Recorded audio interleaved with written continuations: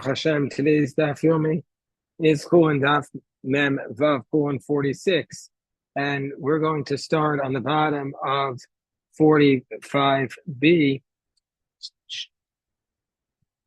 We're going to start on the bottom of 45b, where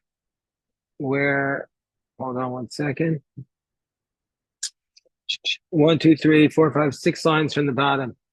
We're going to start on the bottom of 45b, 6 lines from the bottom. So here, we have the Gemara's right here. So on the bottom of 45b, 6 lines from the bottom. So the Gemara says, Ad Heichan Chud HaShitra. So the Gemara had said we're discussing 45b, 6 lines from the bottom. The Mishnah has said that if the spinal cord is broken on an animal, that the animal is considered a treifa, and therefore it's not kosher. Oh, hold on. Yeah, so Amar Yehuda, so Ad Heichan Chud HaShitra. So the Gemara asks, until what point is it considered the spinal cord that if it breaks, it will be treifa? So Rabbi Yehuda says in the name of Shmuel, Ad Bein HaParashos, that until the place that's called the Bein HaParashos, which is basically a place at the end of the spinal cord opposite the thighs of the animal, and then it splits into different small threads. And then if it broke there, it's treifa. But from that point onwards, it's no longer going to be considered spinal cord. And if it broke after that, it's ksher. So Rav Dimi Bar Yitzchak have a kabbai l'meizol ben chuzai. Rav Dimi Bar Yitzchak wanted to go to this place called Chuzai,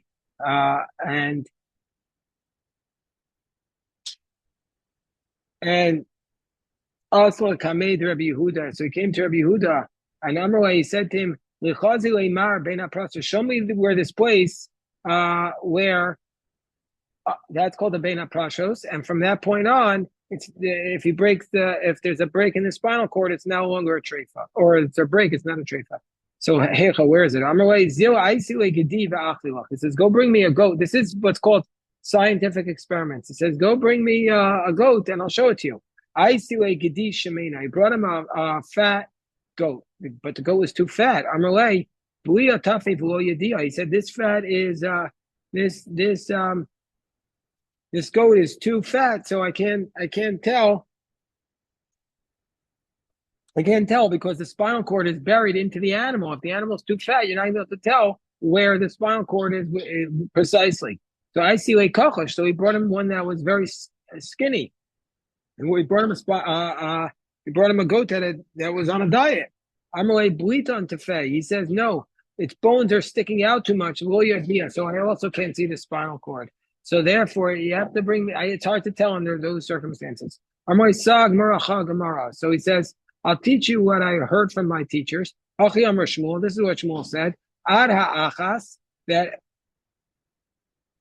until the first break, it's a treifa. But if it broke from the Bein HaParashos HaShlishis, it's kshera. Shnia, but the second one, Eini Yodea. The second one of the breaks, I don't know what that is. I see in my book, I have a diagram basically where the spinal cord branches out into the other bones. And so the last one is clearly kshera. The first one is clearly treifa. The middle one is the question we don't know about. Okay. By Rabuna Breda Rav Yeshua. So now the Gemara has this law of Shmuel that he taught. Again, what did Shmuel teach us? The Ad Bein HaParashos. Until that point where it splits out, that's where we're going to say it's treifa. But once it splits out, we say it's a kshera. So then we say that the question is on top of 46a. There's a question which we have in Shas in general. There's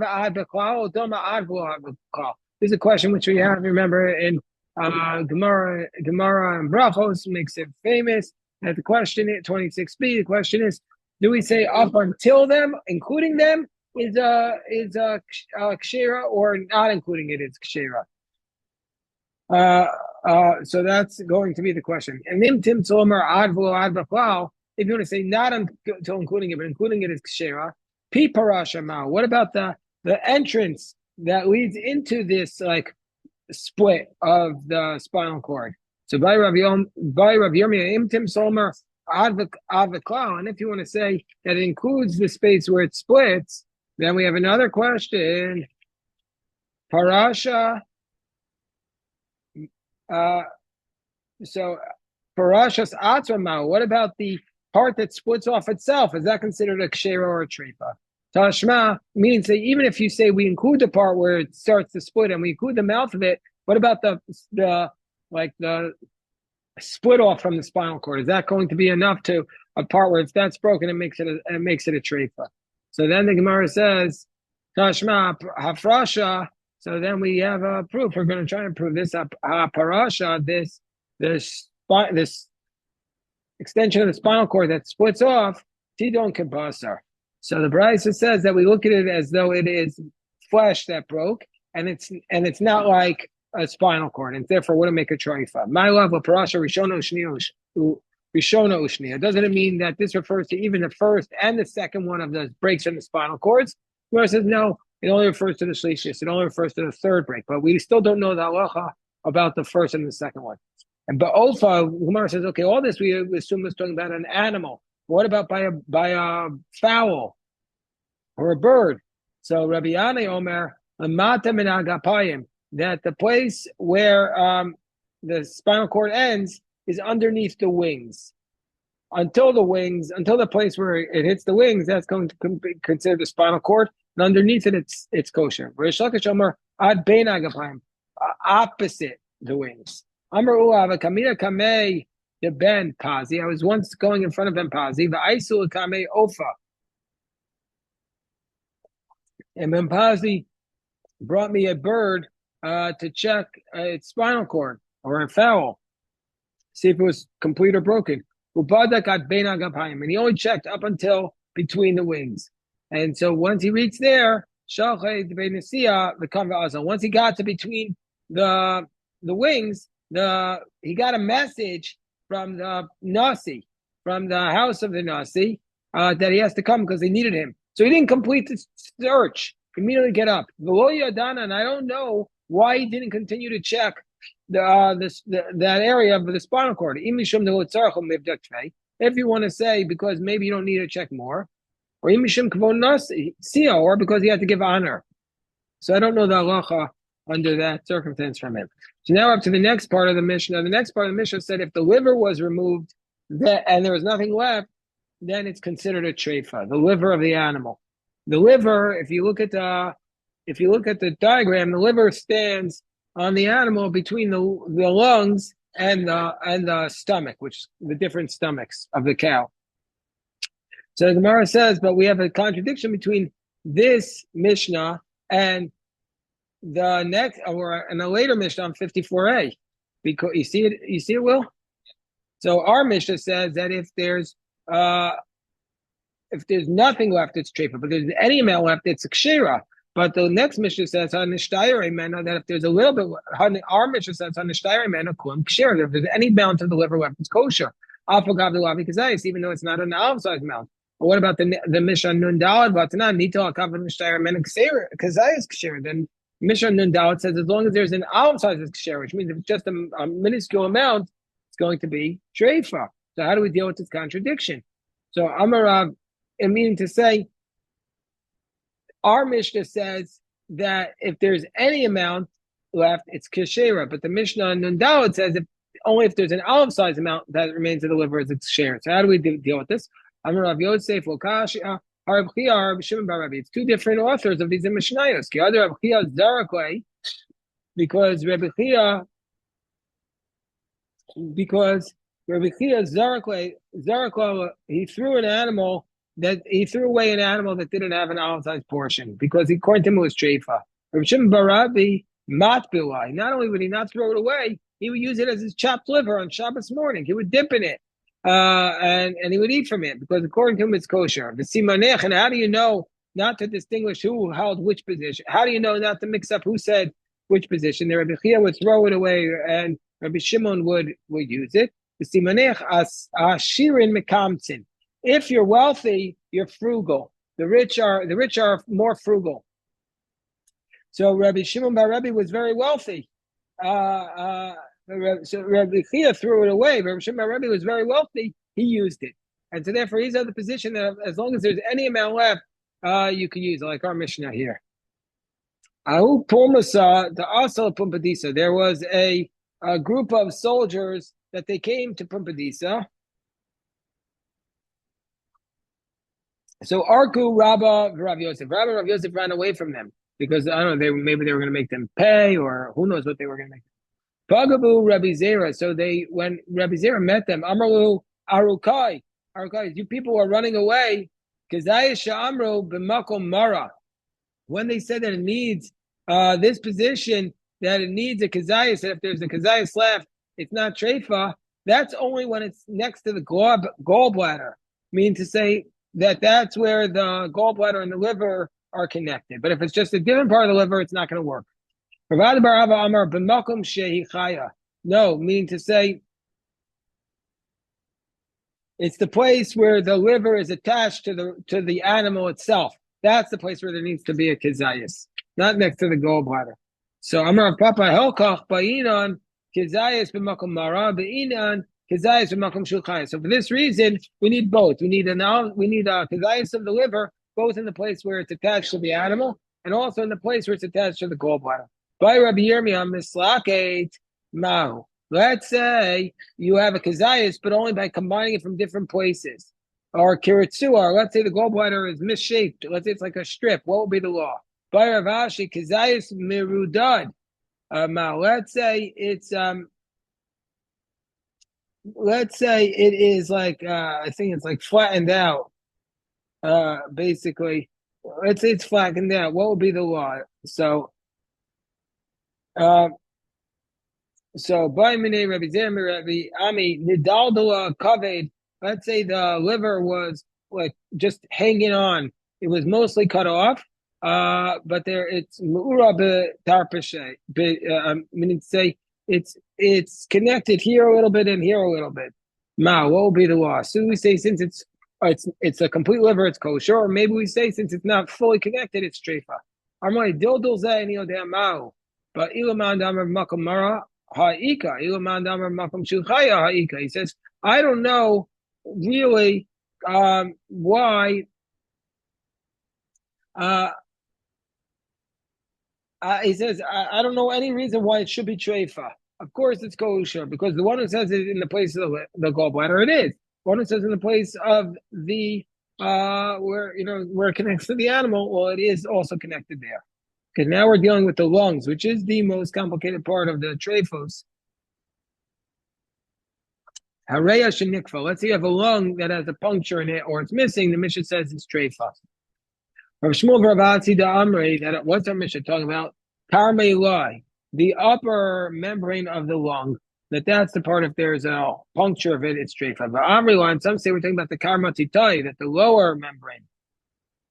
Rav Yosef Yumi Rav Nachman Tzimanech, the way you remember Kituna the Varda the Mancha Beireya. So Rav Nachman Paskins that it's like the second one, that if it's the bottom membrane of the lung is punctured, it's treifa. And he says the way you remember it is we say the Kituna, the Varda, the red garment, the Mancha Beireya, the red garment where the lung is placed in. And that's the bottom one. And so therefore the bottom membrane is what, if that's punctured, the lung is disqualified, the animal is disqualified. Pshita, so the Gemara says it's obvious, the inkavi live, low inkavti tie, that the top one was punctured and not the bottom one, that the bottom one will still protect it, and the lung will be kosher. Because air can't get out. The Rabba, the Amarabba, I read the iglid, let's say you have a lung that the top membrane was removed, kahina sumka, like a red date, ksher is kosher, inkav tatai, well inkav ilai, but let's say the bottom one was removed, but not the top, is that going to allow the air to escape, and that way the lungs wouldn't be good? Minayin, magin or lo magin, is it protecting or not protecting? So pligi baravach ravina chadamar lo magin chadamar magin. In the case where the bottom one is punctured, but not the top one, there's a dispute. One says top one protects, the other one says the top one doesn't protect. Bilchasa magin kidirav Yosef, and the law is that it protects, like Rav Yosef says. What did Rav Yosef say? Rav Yosef said, "Hi Reya." Rav Yosef said this lung,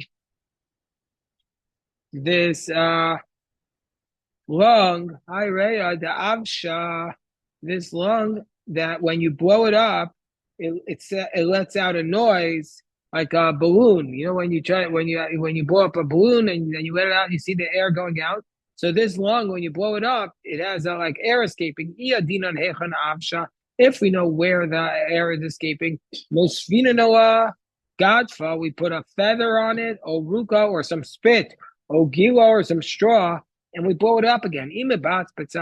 If these things are moving, then it's a clear indication that there's a hole there, and the air is getting out, and it's streifa. Below, share. This is how they used to check. They used to just blow up the lungs with their mouth, and then if you could hear the air going out, then they knew it was a treifa. Otherwise, a kshera.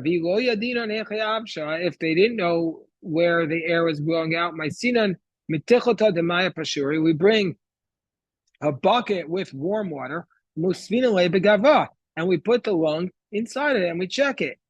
We don't put it in water that's too hot, the kavti, because it'll contract. We don't put it in water that's too cold, the mitrashe, because that'll make it too strong.